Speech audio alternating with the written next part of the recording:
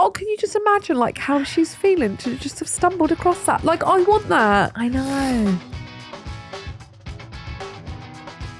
We've got 3 secrets we're going to be discussing this week. So Emma, take it away with number 1. All right. Bay. How many times? Can I cut you off? So many people moan at you all the time. Can I start yet? Yeah, go for it, babes. This one says, hi, Soph and Emma. I was just listening to the gassy labour episode and thought I'd join in with the fart-induced birth bandwagon. When I was in the throes of contractions with my second, who's now 2, I was being checked to see how far I was dilated, and I ended up emptying my entire bladder all over the midwife. I had absolutely no control over what was happening and didn't even realise I needed a wee. After that incident... But that, was it wee or was it water? Sorry, hit my muff. I don't know, can they tell, the midwives? They normally can, can't they? I thought I was pissing last time, but they told me it was my Which is the water. Yeah. The feeling of your water coming out is like the weirdest Have thing. you lost your waters? Yeah, I did with Joseph, right? And they broke, and I think she was examining me, and she broke them, and it was just like the longest, warmest, wettest gush I've ever felt. You just kind of sit there or stand there, don't you? Or every time you laugh and then a bit more shoots comes out. But I didn't realise how long it was going to go on for. I was laying there for ages and it just kept trickling out and of it's me. also warmer than pee. It's really Feels hot, like it, yeah. isn't it? Well, it's been inside your Belly. womb, isn't it? Yeah. Anywho, Sorry, we got distracted. After that incident, I progressed very quickly and my baby arrived safely into the world with just 2 almighty pushes. Stop it. Oh, wow. I'm now 6 months pregnant with our unplanned but very much wanted 3rd baby. Oh. Due in December, and we've just found out I'm finally having a little girl. Keep doing what you do, you beautiful humans, from Becky in Southampton. Stop it right now. Oh. Becky, have you had your babies at the Princess Anne? Oh my fucking God. Imagine we've had our babies in the same hospital. 3 babies as well. That's the same as me though, isn't it? The first one wasn't, the third one wasn't planned. But wanted.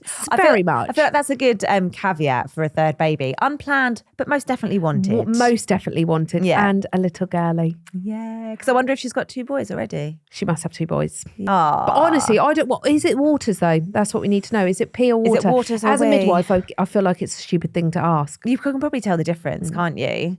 Isn't one like yellow? Yellowy and waters are Does clear. it come out of a different hole? I don't know, but I think sometimes as Does well your waters with come out your back hole and your pee-pee come out the wee? Yeah. No, your waters comes out your vagina and your wee comes out your urethra. That's what I mean. Different holes. So it's 2 different holes. Yeah. Both for a But goal. when you're all down there, it's going to be quite hard to tell, isn't Yeah. it?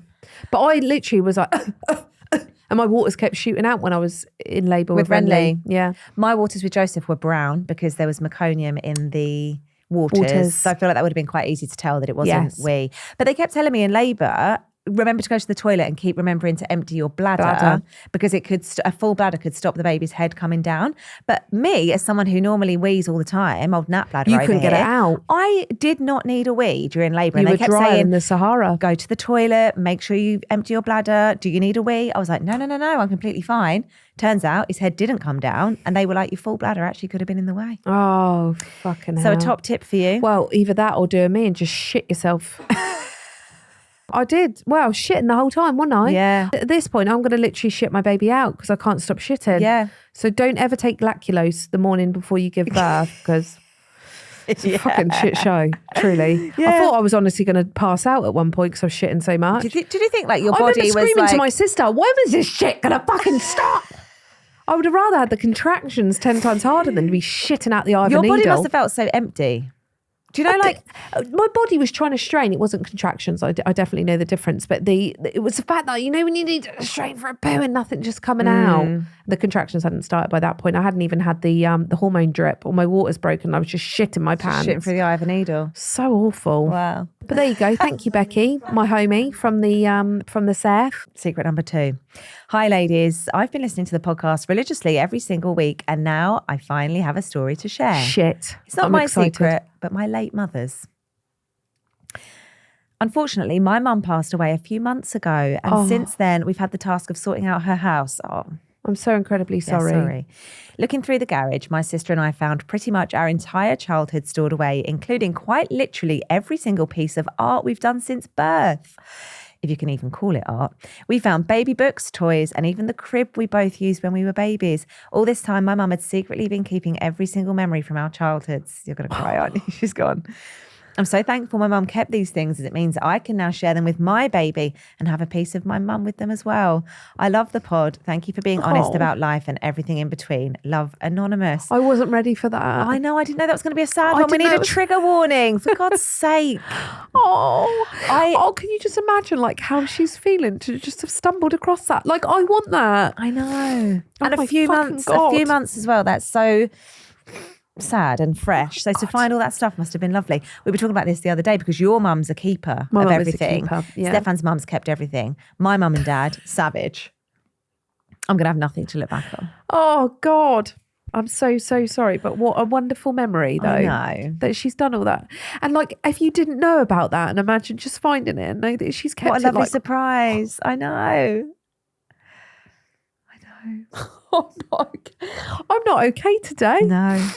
Things like this as well make me think that I should keep everything because I'm so ready to I'm finished with that thing. I'm going to get rid of it, sell it, give it away, I know I'm a bin it, check it, bin it, check it, chuck it, fuck it. No. Not anymore. In most, I'm talking about washing machine manuals. Yeah. Check them. Stuff you don't need. Fuck them, bin them. Don't need it. But like the baby stuff, I really find it hard to part with it. Are you quite sentimental about stuff like that? Yeah, like I've still got like their preschool uniforms, like what they wore to preschool. Like that's all in the box. I've got their baby grows and I try to keep as much as I physically try to keep as much as I physically can. Like I'm like a wreck right now. I'm so sorry. I'm always like, I'm so practical. I'm like, what are you going to do with it? But actually, like she's to stumble across it would be lovely, wouldn't it? And not know about it and then just go, all these years my mum has devoted my whole life, like as a mum, to just give your whole life to your babies and then know now that she gave everything for her children. And now she gets the pleasure of sitting and she's going to pass it on to her children as well. Oh gosh, right. God.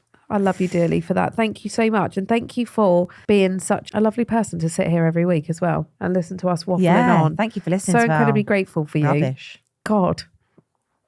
I'm so sorry about my emotional state of this episode. Are you ready? Yeah. Oh, I don't know. I don't know. Maybe I am. Maybe I'm not. Right. Let's take it away with number 3. All right. Hi, Soph and Emma. Picture this. It's 2 a.m. and I'm changing my baby's nappy in the dark because I don't want to wake them up more than necessary. That's the worst, isn't it? The worst. Everything's going smoothly until I suddenly realise the old nappy has mysteriously vanished. I'm patting around, half asleep, convinced it must be somewhere on the changing mat. Then... Oh, splat. No, I feel something squishy on my back. Yep, I'd leaned back and somehow managed to sit on the nappy, sticking it to my pyjamas like... sticking it to my pyjamas like some bizarre cape. Shit was smeared all over my carpet and me. By the time I found it, my baby was wide awake and so was the rest of the house. Lots of love, Cassie. Oh my, honestly, how incredible is... that's painted such a vivid picture in my mind because... I just snotted. That middle of the night nappy change is like, there's nothing worse. And especially when they're in that phase where they're still pooing in the night, when they're really newborn, the last thing you want... And she ends up fucking herself over anyway because lights are on, shit's everywhere, do you know the baby's away. And sometimes I'm trying to be so considerate as to not wake Chris up. And then I'm covered in shit. There's shit under my nails. I've probably got piss on my chest. The baby's covered in shit. He's had to have a whole new outfit. I'm going to bed stinking like a fucking urinal. And then Chris is like this. Yeah, fast asleep. I feel like fucking turning the fucking lights on and saying, do you know what, you prick? Wake up yourself. God. It's why me and Stefan don't share a room. You know, it just it's avoids a lot, arguments. Isn't it? It's those ones you do in the night where you don't get like a full clean and then you do the next nappy you do in the daylight. You think, bloody hell. I always wake up and poor Rennie's balls are covered in shit and I just think, God, I'm so sorry, darling. Look, you do the best you can by the light of your phone, which has just dropped on the floor. You really do.